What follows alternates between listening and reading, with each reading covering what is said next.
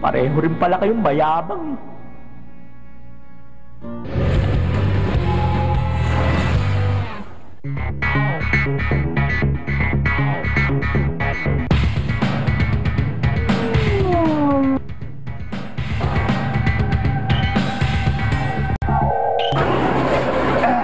Alright, ngayong umaga, alamin natin kung paano nakakarating sa inyo hapagkainan ang mga paborito nating isda! Bili na! Ako, fresh na fresh to, gumagalaw pa ako. Kaya ba ito? Magkano ba ito isang kilo? 55 and a half. Ito, magkano ito? Yan, 16. Hindi mo ba nababasa? Kita nyo naman, nakasulat naman eh. Bakit nakasit sa loob ng palengke? Okay lang, fresh na fresh, gumagalaw pa. Bili na! Isda!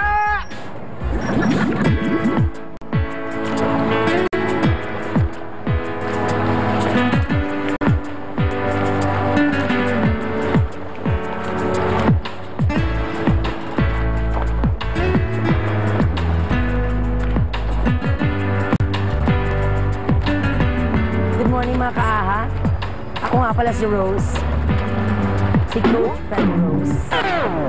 At nandito ako ngayon sa Jensen, hindi para i-coach si Manny Pacquiao, kundi para hanapin at antayin ang aking cruise. Cruise na magpapasyal sa akin sa karagatan para mahanap ko ang aking minamahal si Jack. Ang tagal dumating ng cruise.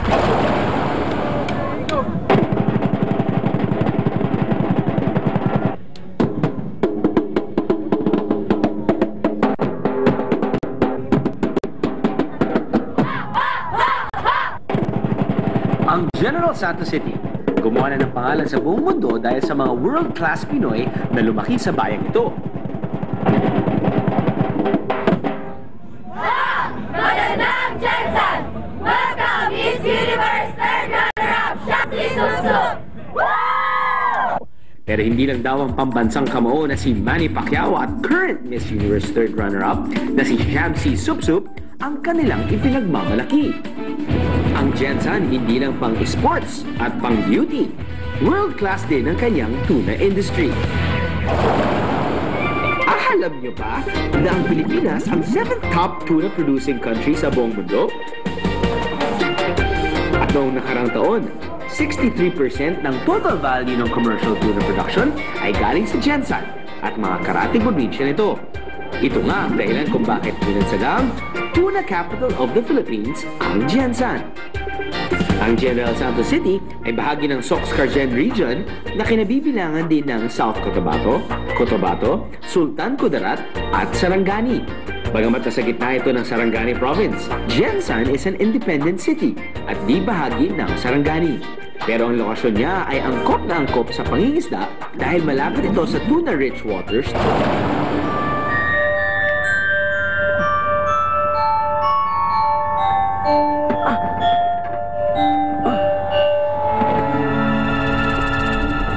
Asan ako? Hello? Hello, anong nangyari? Jack! Kinidnap ako, Jack! Jack! Jack! Kuya, anong ginagawa ko dito, kuya? Wala. Ha? Hindi mo din alam? Kinidnap ka rin? Ano ba yan? Tulungan niyo ako! Help! Hoy! Kuya.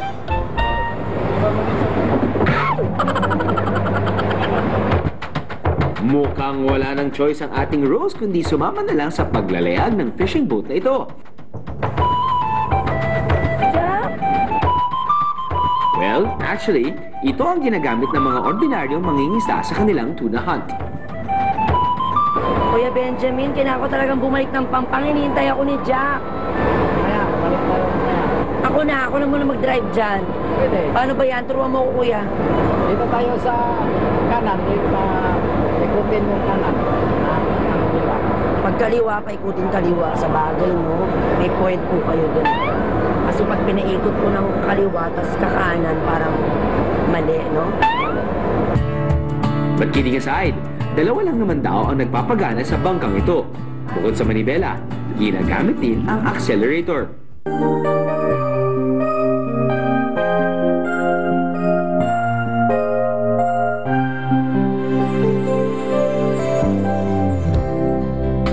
Mga kaaha, kitang-kita niyo ang pagkakaiba ng nabubulok sa di nabubulok.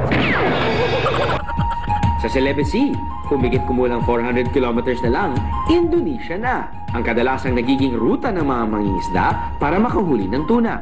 Nutrient-rich conditions of the water actually are important. For example, due to the upwelling in the eastern Mindanao, and it brings nutrients from the deeper waters up towards the shallower waters. Dahil sa tropical setting at warm, clear waters na meron ang Celebes Sea, 500 species ng reef-building corals ang nabubuhay dito. At dahil sa biodiverse coral reefs na ito, maraming marine species dito, kabilang na ang tuna.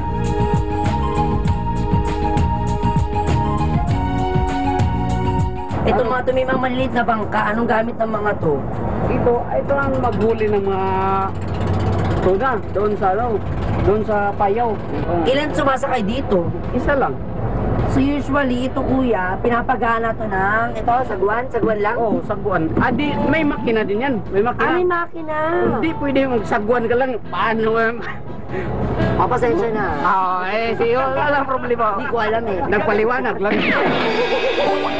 Kabisado na raw ng mga fisherman ang ruta, kaya pagkaraan ng ilang oras, Tumigil ang ating vessel dahil ayon kina kuya meron na silang nakitang sign na meron ng tuna dito dahil nga dun sa nakita nating payaw kanina o yung kung tawagin sa Tagalog ay boya. So papainan nyo muna, dito yung kukunin yung pain. Ito rin yung gagamitin yung pangulang tuna mamaya. Pag makakuha ka ng maliit na isda, yun.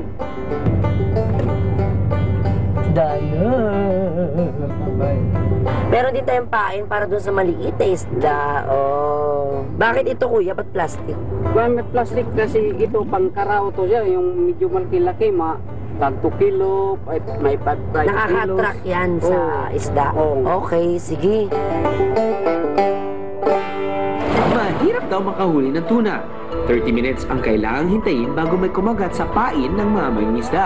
Hindi rin tumitigil sa paggalaw ang mga tuna. Masusuffocate daw sila kapag huminto sila. O na, nasaan ang tuna? Naku, mukhang inaalat na parang dagat ang araw ni Freddy Rosa. Wala kang mahuli isda dito. Sa araw na ito, babalik muna si Freddy Rose sa Pampang. Pero ang mga mangingisdang kasama niya, muling maglalayag. Pinapangako nilang makalipas ang isang buwan, may mga tuna na silang kasama sa kanilang bangka. Nangyari ata, nabangga siya sa isa pang tuna na mas malaki sa kanya, kaya naman nagkaroon siya ng internal hemorrhage. 5, 6, 7, and right, and left, and up, down.